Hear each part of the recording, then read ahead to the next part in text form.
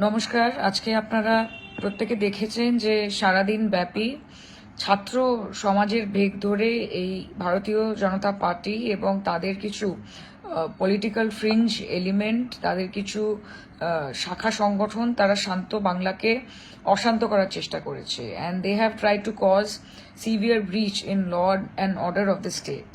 আমি এইটুকু নিশ্চিত যে আজকের এই আন্দোলনে বিজেপির ছোট থেকে বড় নেতা সবাই ছিল, শুধুমাত্র ছাত্ররা ছিল না। And they have continuously try to instigate and provoke the police administration. তাদের ওপর পাথর ছুঁড়ে, তাদের ওপর চড়াও হয়ে, কিন্তু পুলিশ অত্যন্ত ঠান্ডা মাথায় আজকের গোটা সিচুয়েশনটাকে হ্যান্ডেল করেছে। আগামীকাল এই বিজেপি তারা they are not satisfied with today, এবং তারা আবার একটা বন্ধ ডেকেছে। দেখুন, যে কোনো আন্দোলনের একটা গরিমা হয়। আজকে মমতা বন্দ্যোপাধ্যায় নিজে আন্দোলন থেকে উঠে এসেছেন। কাজে এতদিন ডাক্তারদের যে আন্দোলন, সেই আন্দোলনের গরিমা, সাধারণ মানুষ রাস্তায় নেমেছেন সেই আন্দোলনের গরিমা, সিভিল সোসাইটির আন্দোলনের গরিমা, আজকের এই বিজেপির গুন্ডা বাহিনী যে তাণ্ডব চালিয়েছে, তারা কিন্তু এই আন্দোলনের গরিমাটাকে পুরোপুরি ধূলিসাৎ করে দিয়েছে। আজকে একটা মুভমেন্ট, সেই মুভমেন্ট থেকে সমগ্র ভারতবর্ষে হয়তো একটা পজিটিভ চেঞ্জ আসতে পারত। আমি হোপফুল যে আগামী দিনে সেই চেঞ্জ আসবেও।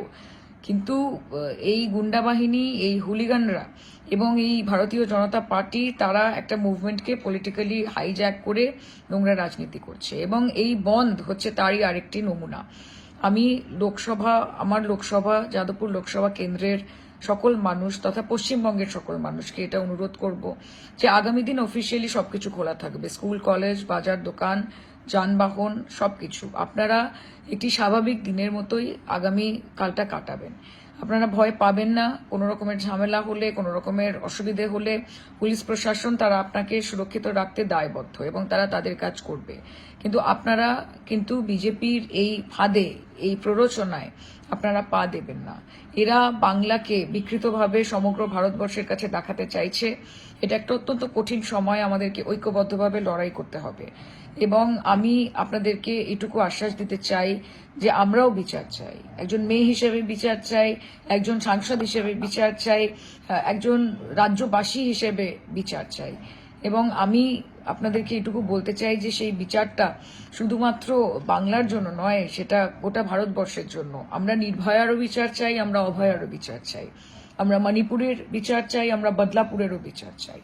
আমরা উন্নাও, হাথরাস থেকে শুরু করে আজকে হরিয়ানা, মধ্যপ্রদেশ, আসাম, এরকম রাজ্যে যে একের পর এক মহিলাদের ওপর অত্যাচারের ঘটনা ঘটে চলেছে, তার বিচার চাই।